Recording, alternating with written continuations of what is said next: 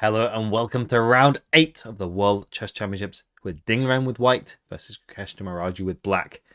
Let's see what Ding, with a fourth white game, brought to the table.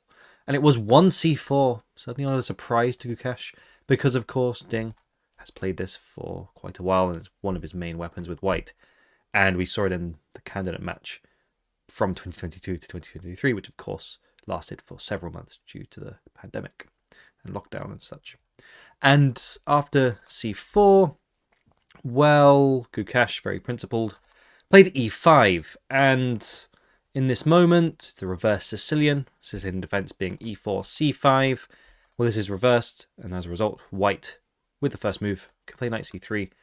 And so it's very different to the Sicilian in that sense. And indeed, after bishop e4, trying to double the pawns, typically white jumps in, wasting moving a piece twice, which I'm often telling people no moving a piece twice, but it avoids a concrete permanent deformation of the pawn structure, and of course by jumping in it attacks the bishop, and so as a result bishop c5 is what's often seen, where Ding would have been very well prepared with perhaps knight f3, c6, the downside of jumping in without black having played knight to here. The knight has to jump back, and after d6, just solidifying the center. White's plan is quite simple, to push in the center and perhaps queen e7, just hinting at this and stopping a pawn. White can then play d4 anyway. This is the example line. And after d takes, knight takes. Ding very likely could have even had this position prepared or some other nuanced stuff. But the point is, it would have been a different game entirely. Because Ding then got surprised when after knight d5, Gukesh retreated to e7, not putting the bishop on possibly the slightly better diagonal, but actually keeping it safe and solid and forcing white to spend 3 tempi to win the bishop pair. And whilst black has wasted, to some degree wasted anyway, 2 tempi to get here, that's a lot of moves for white to play, and of course these guys are not yet developed, and the structure is such that black's central play compensates for being a bishop down, and of course, or knight 4 bishop. And of course, with more development, as we'll see, that could be very useful. So Ding paused for a moment, thinking through everything we just saw with other variations that were possible. Given bishop e7 is a little bit less common, clearly Gukesh, playing this so quickly, within 20 seconds, knew exactly what they were doing. And after knight f3, after a further 3 minutes thought, well, in this moment, d6 even, solidifying the pawn structure first, very important.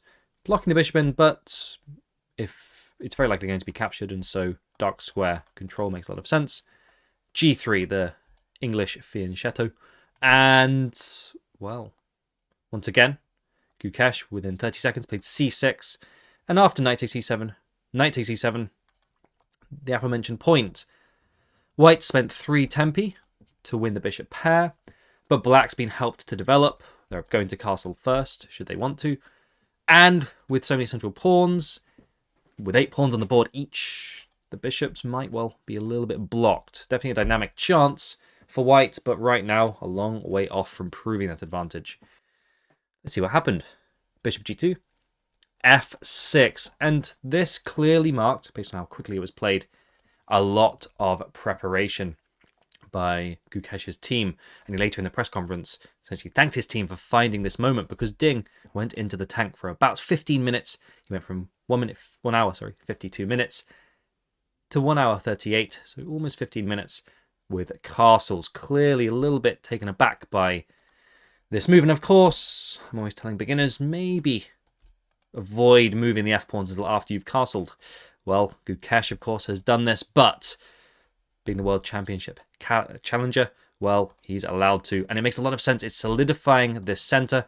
And because white can't exploit the slight weakening of the diagonals here, and black has a bit of a block, a shield against such attacks, it's actually pretty good. It just simply controls this, a very nice idea by Gukesh's team. And, well, as we'll see, bishop e6 makes sense, just being able to control the diagonal, attacking. b3 tried by Ding, making a lot of sense, controlling. d3 is also possible, But then d5, as happened in the game, would simply happen. And from here, perhaps queen c2, a5, and we see what was poetically called a bit of a jacuzzi after the so-called bathtub pawn formation, where this is such a big pawn formation here, just controlling the center in yellow here. Very hard to break down, very much compensating for the bishop pair. This isn't quite the game position, but as we'll see, the exact same thing happens. And black from here can bring the knight out to the rim, but it's coming right back, maybe to here to reinforce the center, and so on. Let's see how that same idea translates into the game. Because after b3, well, at this moment, Gukesh struck with d5, and here we have the so-called jacuzzi pawn formation. And it's pretty good because both bishops are going to be chewing on granite, as they say. Very hard to get targets. In positions where d4 happens, black almost pre-moves, or at least insta-plays, e4, attacking the knight, and also just closing it down, just to show that as an example. If, for example, bishop d2, knight a6, and d4, then e4 is almost always going to be played. After knight e1, the knight can swing back around here, but this blocks this bishop. This bishop perhaps isn't so great. If f3 ever happens, f5 can now come in. Now that this pawn is committed, the bishop is a bit blocked. It can swing around, as happened in the game, to a3. But the point is, d4 is often met by e4 and a very solid connect 4 there. Possibly even with another bit of a pawn pyramid. Very hard to break down. And very double-edged. Even pawn sacrifices could come into it with knight f5. So an interesting moment, nonetheless. Now let's see. After d5, Ding thought for another little while and played, after 3 minutes of thought, bishop a3, striking down at the diagonal, making a lot of sense, sort of saying if you castle, I'll be pinning you. And of course, Gukesh did just that, pinning themselves. But it's a relatively harmless pin. It's not like we can attack it again. That's never happening for obvious reasons. It's defended. The rook could lift to f7 or the more common rook e8. All these things are possible. And the pin, well, this is black's point. Yes, you have the bishop pair, but black argues that this so-called jacuzzi is just so strong, supported by, d5 is protected once, twice, thrice, and a fourth time as well. Very solid, to say the least. And once again, d4, the obvious pawn break, opening the queen up, will not work to how I would like it, because e4 is the go-to response to d4. There followed rook c1, and, well, despite being knocked off kilter, Gukesh definitely has more time at this moment. Ding does find some good moves, making a lot of sense with rook c1. Not committing with either pawn, often, well, oddly, I should say, leaving these two pawns. You don't often see that, the two central pawns not moving for quite a while. And of course, meanwhile, black has all the fun in the center, completely, from the aforementioned jacuzzi, controlling a lot of things. Not quite everything, but a lot. Let's see how that translates to just a few moves later, because a5, attacking on the wing. Well, white has just played rook c1, so it makes sense, quite logically, to open the a-file, potentially. White will always have bishop takes e7 in such lines, but of course black is happy to return a knight for the bishop, and, well, there is no bishop pair if one of them trades off. And here, knight e1, and, well, d3, queen c2 are all moves that could be played, although queen c2, this knight could be annoying once again. d3, once again, knight a6, coming back to defend once more, maybe even jumping forwards. Well, black has quite logical moves. Perhaps it's more easy to play at this moment for black. And of course, Gukesh has spent 10 minutes. Clearly he's in his preparation, or at least in positions he's very comfortable with from his just about leaving his preparation. Meanwhile, Ding Liren, 30 minutes up to this moment. And 91, 4 minutes later, well, makes a lot of sense. Whilst other pawn moves in the center could potentially be playable, leaving these open just means there's more squares to use here. And of course, this is a definite plan, which would start to hit at some targets. Also, opening up the bishop, so potentially good move. Rook e8, unpinning. And here, feel free to pause the video. I was watching this live and I was thinking perhaps knight d3, perhaps d4. What do you think Ding Liren's plan was? Pause that video if you want to have a guess. Because it was pawn f4, striking right at black's centre. And of course, black has, similarly to white playing rook c1. With this rook, black's just moved the rook off the f-file, so it almost goads white in some sense to open the file for their rook. And, well, in this moment, black's got to make a choice. Do they stay sturdy and perhaps play knight to here? Possibly bishop d6 is now enabled in some variations, but also just knight to d3, and if this ever happens, well, connect 4's happened, but maybe this bishop has a bit more scope now that white is not committed d4. Still perfectly fine for both sides. But the logical trade-off is like this. The bishop pair are good, but there's a lot of pawns in the way of one of them. And they could migrate very rapidly to dark squares as well if the rook steps off, like so. And it would be an entirely different game, because instead of holding steady, Gukesh captured, goading white to lift the rook. Once again, a very combative approach. Gukesh really going for dynamic play. It's worth noting, if pawn takes, permanently weakening the king potentially, well, black can just continue playing, and ultimately moves like queen d7, bishop to h3, perhaps leaving the pawn on g3 just makes a bit more sense, given that these pieces in yellow are quite far from the defense of the king, whilst black is perhaps a little bit quicker, as we can see, coming in with his pieces. So for that reason, aside from permanently risking the structure for the white king, rook takes f4 makes a lot more sense. Defending laterally, lifting the rook up. And Gukesh spent about 3 further minutes on d takes c4. And Ding paused for a little while, presumably thinking through, do I capture? Which is what he played in the game. Or do I capture on e7? Because the knight to g6 maneuver, as we'll see, could be a little bit frustrating. And after, for example, queen takes e7, b takes c4 again, knight a6, well, firstly, white's given up the bishop pair advantage, and perhaps queen b3, bishop just retreating to f7, rook back to f2, safety first, defending this, and of course, by bishop f7, there was this opening up. After knight c5, queen a3 pinning. Well, black's pieces have found very useful squares. If a move like, let's say, a4 is played, if a move like d4 is ever played, knight e4 is just too strong. And these pawns, having finally moved in the center, are possibly a bit weak with this rook struggling to find squares. For example, rook f1, after, of course, queen takes. It's then rook f1, often drops to this fork. Of course, this was a discovered attack as well on the queen, so the queens naturally trade off. And then black has all the fun, a very centralized knight. These pawns aren't going anywhere. They're firmly blockaded on the d5 square, and black even has a chance to start pushing b5, possibly a very relevant motif as in the game, where a2 could be dropping, and this pawn has already moved twice in the game.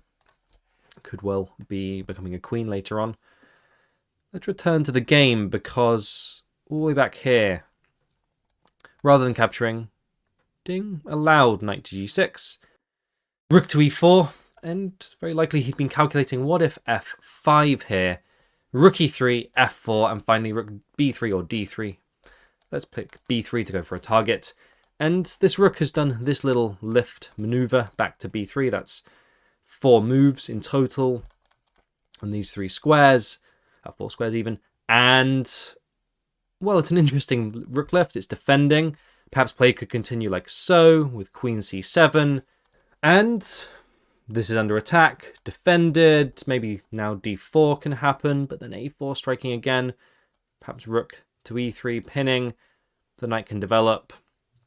Play would continue, but a very different game, and this Ding clearly had been fine with this, and Gukesh, after rook e4, declined and just developed very sensibly. Not committing anything. It's worth saying if f5, then it possibly leaves less of a block against the bishop. And just generally, this pawn's defending good squares. The knight wouldn't have the outpost anymore, which it will come to. And, well, a very sensible, pragmatic approach, just developing thematically. Knight c2. It's worth noting there's not really been any active mistakes by either side, but Ding, with knight c2, spending a further 15 or so minutes, is now down to 40 minutes for 23 moves, getting on for, in fact, under 2 minutes per move. Meanwhile, Gukesh, of course, 37 minutes, used 80 minutes or more for the game, or until move 40 anyway. Definitely in the driver's seat. His preparation has served him very, very well.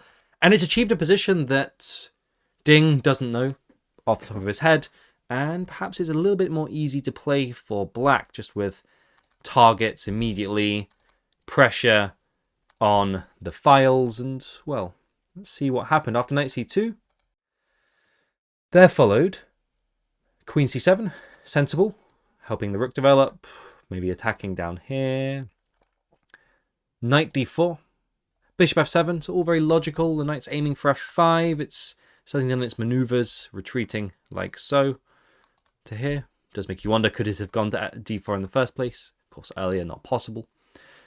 And we've seen a bit of a role reversal. Speaking of the d4 square, black has lost both their central pawns to the f and ultimately the b pawn.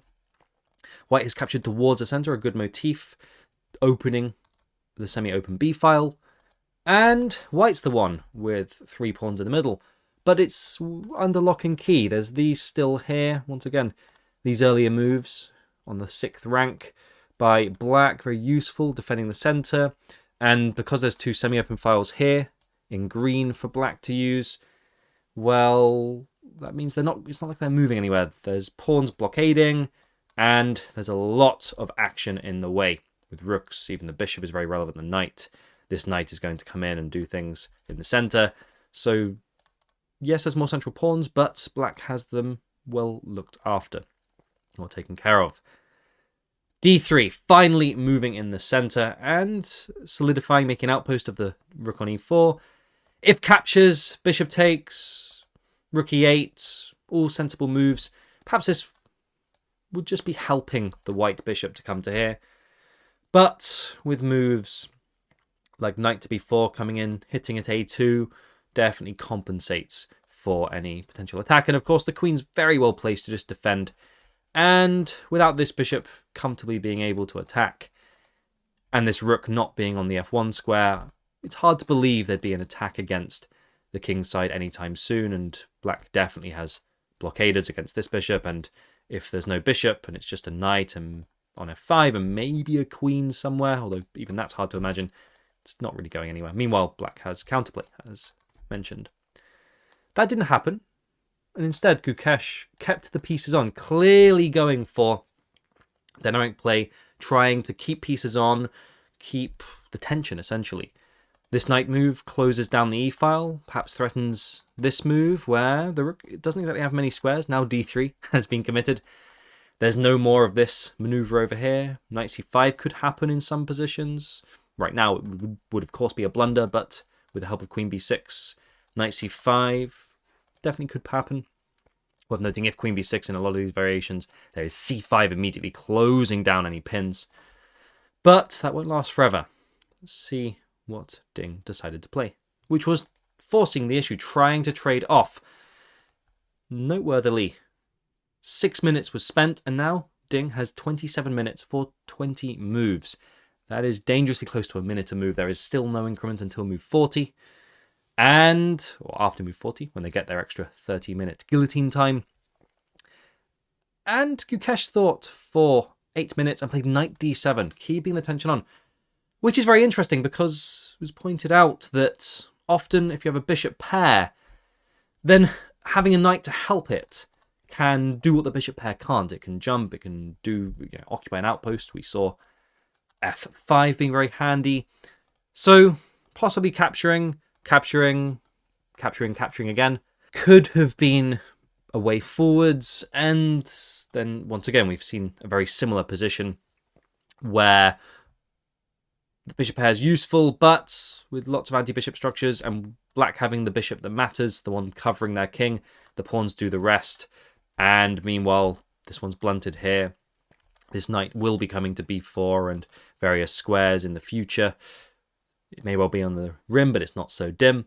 And the limitations of the bishop pair are shown, perhaps, in this position. And meanwhile, the activity of black's pieces compensate. However, Gukesh, once again, very pragmatically, kept the pieces on. And, well, that led to a trade of rooks. So this rook's really done some useful things, although questionably, was it worth spending 3 tempi? Perhaps it was useful in the center, but now we traded a rook. And at this moment, the first almost blunder was made with rook b1.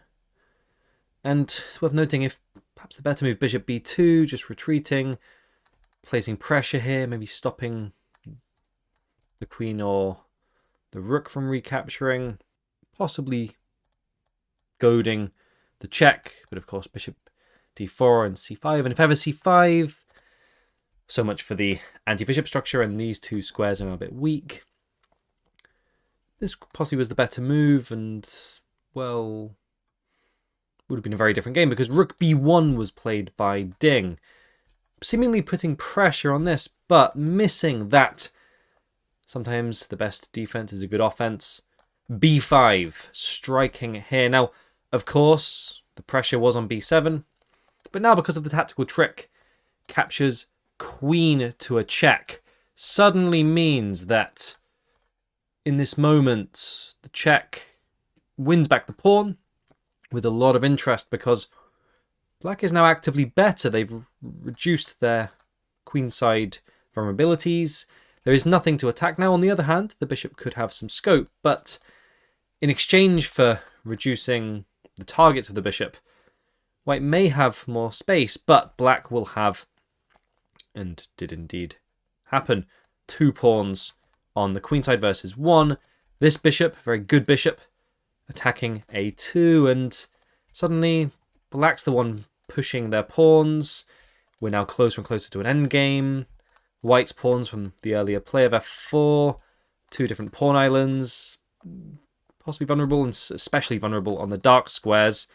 Fortunately for white, black doesn't have a dark squared bishop, but that could be a very risky position. If ever a knight gets to e3, or anywhere in the center here, this could be very, very dangerous. Even d2 is obviously a risk, but that's before you get to the family fork on this square. So it's worth noting, just if king h1, firstly, the king is in no less danger. There's always knight issues, and he's simply locked himself out, and h3 would have to be spent to move on, and then g3 would be weak. Basically, f1 is the objectively better choice, just staying closer to the center as well to defend. Maybe in the endgame, it's closer to these two. That will now happen. And black is firmly in the driver's seat. And it's here that Ding took a little bit of a gamble. He's almost forced to, in the sense that if he tries to defend, there follows b4. If the bishop goes to b2, the pawn drops and has evident issues. If back to c1 after b4, then knight c7, and this is very likely why Ding rejected this, because this knight now will achieve something. If the bishop goes to d2, the knight can jump to b5 and will probably win the exchange, or even worse, right now, white would be happy to give up a rook for a knight if it stopped the pawns running through, and that's how bad this could be. Meanwhile, of course, knight d5, if, for example, bishop back to b2, knight d5 semi-wins on the spot. Very, very tricky position, basically winning for black.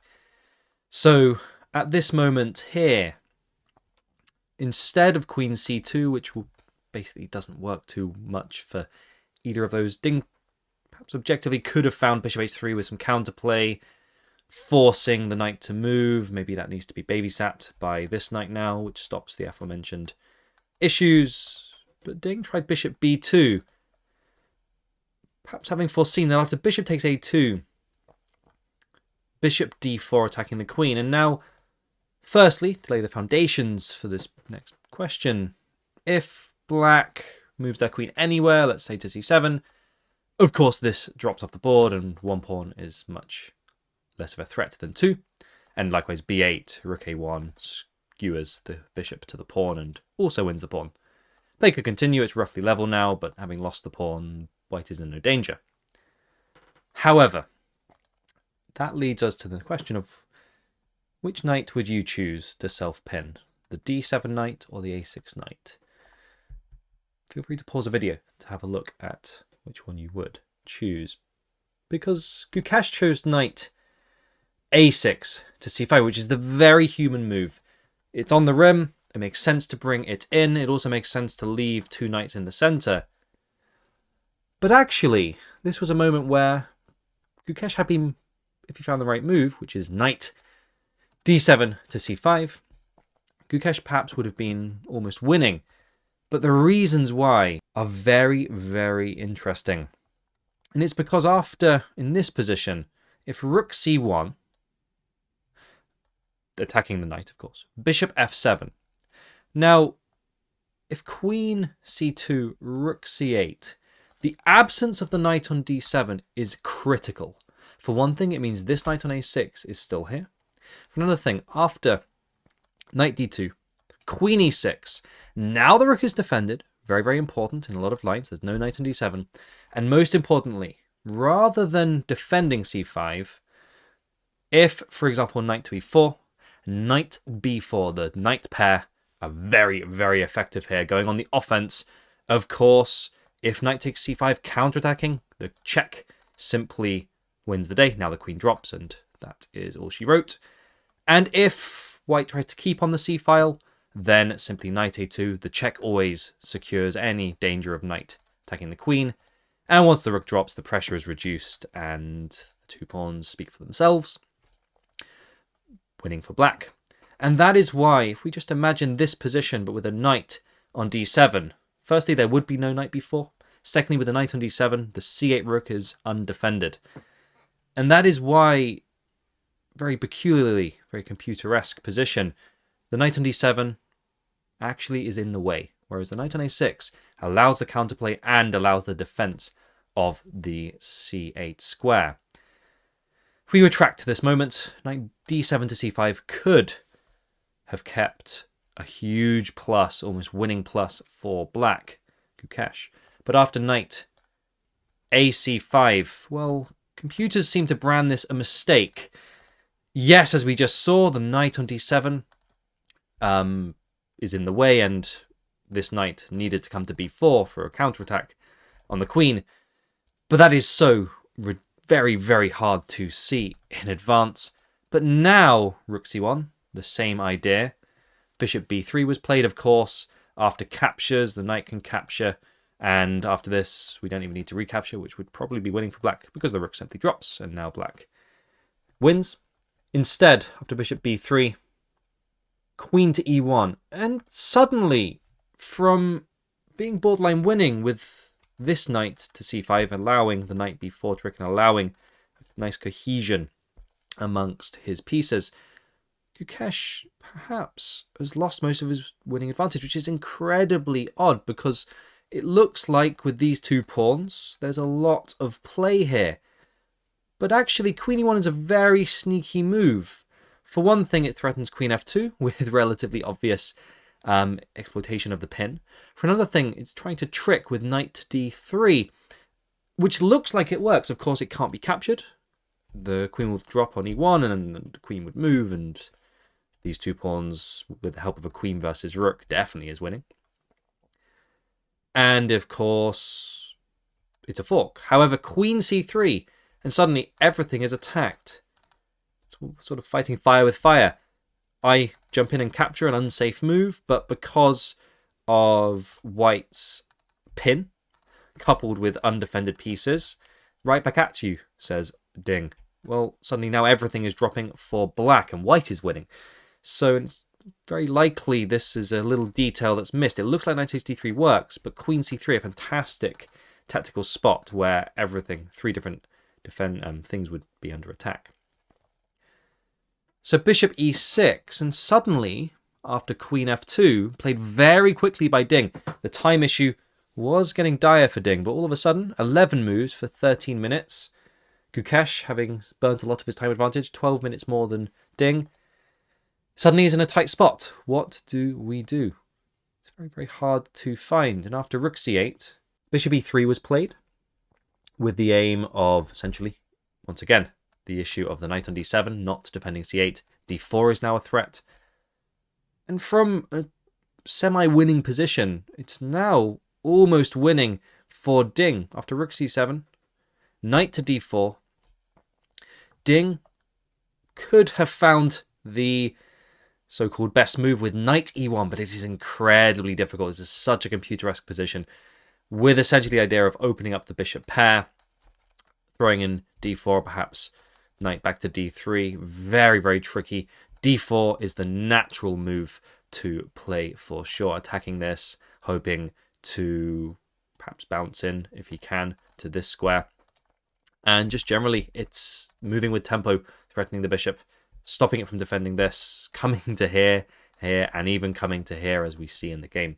So knight d4, very good purposeful move. But knight e1, computer-esque miss. Both players cannot be blamed for missing any of these moves. They are very, very deep. In any case, after knight d4, bishop to f7 was played. And now, very natural knight c6 basically wins the exchange. The reason is critical attack thrice on the c5 square, and of course only defended twice. So if Gukesh even does nothing, bishop will capture here, and this knight will be sustained with the rook helping. For example, a4 just loses like so. Oh, and even rook takes c5 is a nice little computer-esque move, because after knight takes c5, bishop takes, well, it points out that where is this queen going? It's very short of squares. If, for example, here, there's a bunch of discoveries, and if, where else can I go? a6, there follows queen d4. And because this queen's been sidelined, it's very tough to find squares. Once again, the queen can't go to the back rank. a8, knight e7 check. And if c8, once again, knight e7 check, wins another exchange. And white is a bishop up, covering the dark squares. There's one check, the king will move, and that is game over. So a very interesting little motif there, where sacrificing the exchange, well, suddenly the battle of the minor pieces really show themselves so much dynamic possibility. And of course, if queen back to the back rank isn't played, there's just too many threats. The rook also can't, because it's a marked square. There's so many issues with the back rank being weak. These pawns are nowhere. The queen's been sidelined, and none of black's pieces really work. Meanwhile, white's do.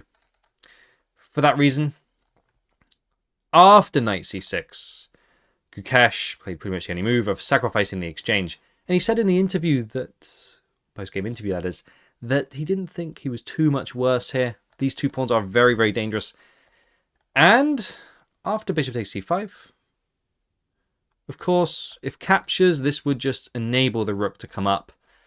There might be a quick check, but after queen g1, the best move is literally to trade off these. This is likely under attack. Bishop e8 is kind of forced, and after king f2, because this rook will always be able to monopolize the dark squares, even if, for example, a4, rook c7, rook's behind the passed pawns, going to be very tough to move things. For example, b4, king e3, and the rook and king will ensnare the two pawns. They will not be able, after rook a7, for example, and this is the problem. If b3, a3 drops, and you can see the issue, and if bishop to here, there's a rook check. So it's not possible to arrange the black pieces in a decent way to help the pawns come through.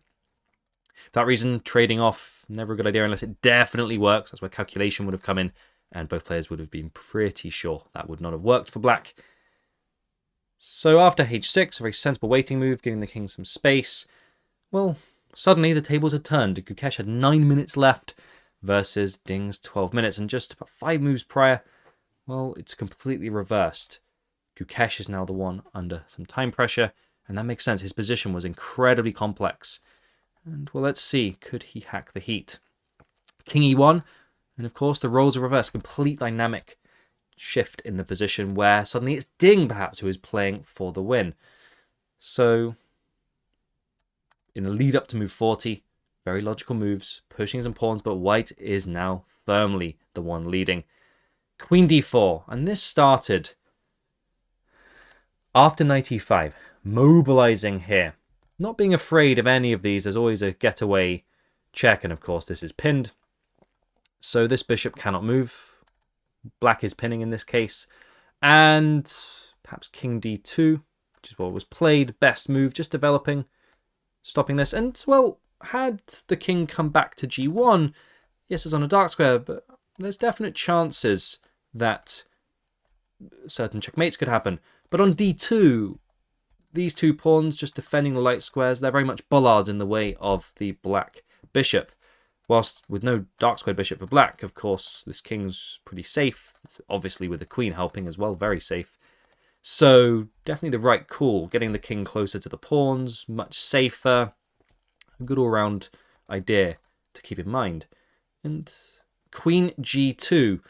At this moment, it's move 37. Of course, Gukesh had 4 minutes versus Ding's 8. And Ding played queen f2. And after queen d5, queen d4, queen back to g2, we started to see a twofold on the board. And queen f2 was played to reach move 40. And it's only a twofold at this moment. And after queen d5, both players received an extra 30 minutes. And so breathed a sigh of relief. And now every move they gained 30 seconds. Ding could have perhaps proceeded with bishop d4, a very central bishop. Attacking the knight. Perhaps the more trades means this rook has more capabilities. But instead, queen d4 was played. And Gukesh could agree a draw at this moment with queen g2. Simply stopping the clocks, calling the arbiters over, and claiming that with his 41st move of queen g2, it would be a draw by threefold repetition. However, he paused for about 5 minutes or so and played the move queen a2 check, really showing that his match strategy, essentially, that here he'd seen that Ding clearly thought, well, I don't really want to keep playing. These pawns scare me a little bit. Perhaps he thought as well it was a bit of a fair result, a draw. Of course, Ding was under the cosh a little bit, but then suddenly from all the various pins, Gukesh got into hot water. So Ding perhaps threefolding with that in mind. But Gukesh really does like playing chess. Queen a2 check. Firstly, if rook to c2, then queen can come back to e6. And that's exactly what happened. The rook on c2, slightly worse here, and b3 is now able to attack. And in this moment, firstly, white has the exchange, a rook versus knight. But with these two, distinctly possible that black has some chances. And, well, there's loads of weaknesses still. But definitely white should be the one playing for the win. And yet, black is the one playing for the win. And after queen d8 check, very likely what Gukesh had been calculating at deciding whether he takes the threefold or not. Queen d8 check. King h7, the earlier luft of the h7 square, really being useful. And now queen takes a5, and he's lost a pawn. But after b3, this is the point. Firstly, if rook c3, then just b2 pretty much wins by force. There's no way to stop. Now, queen comes over to g4. It's very hard to stop this pawn and the collapse of the shield that had otherwise been protecting the king. So rook c3 allows the pawn to come through, which basically means the rook has to stay here or here. Ding chose c1, but suddenly black is no worse now. Having constructed the pawn on b3, defending these, it can come to b2 and attack. Well, let's see how the game progressed, because very rapidly, queen d5, once again, not a threefold, of course, things have changed. Pinning, perhaps, central play, maybe some knight c4s in some position if the rook ever moves. There followed queen b4, very sensibly defending. And after queen g2, this was essentially another draw offer. So Queen e4 check followed very swiftly, and after captures, b2. There's no reason to play on here with black. If black allows king c3, then they will have to defend and probably ultimately lose a very hard to defend exchange down position. So b2, forcing rook b1. And after bishop a2, the rook does take the pawn, but the final check saw a draw be offered at this moment. Now on move 48 when this started, but 51 at this moment a draw was agreed. And well, it really showed that Gukesh was willing to fight, but possibly a very fair result. And if we just reverse back to this moment, even further back at this moment here, where just a few moves prior, had Gukesh found knight d7 to c5, because all of these attacks ultimately fail for white. So, for example, queen c2, rook c8, as we saw. Knight d2, queen e6, unpinning themselves because of the additional knight b4 and the additional defense of c8. This works in black's favor. But if the knight were, let's say after knight e4, the knight were on d7, none of that works because there is no knight b4 if it's on d7, and there's a bunch of issues on c8. So a critical moment in the match, that very computer-esque finding that even with an hour on their clock would be very tough to decode. Well, a very interesting game. Even though it was a peaceful result, absolute fantastic clash here with dynamic play. And it's worth noting that's 2 games in a row now where Gukesh was very nearly winning. Ding offered very stern resistance, but Gukesh feels like he is the one in the driver's seat nonetheless. Well, on to round 9, which will be tomorrow, the 5th of December. Hope you enjoyed that. Don't forget to like, comment, share, and subscribe. Tune in again tomorrow. Cheers.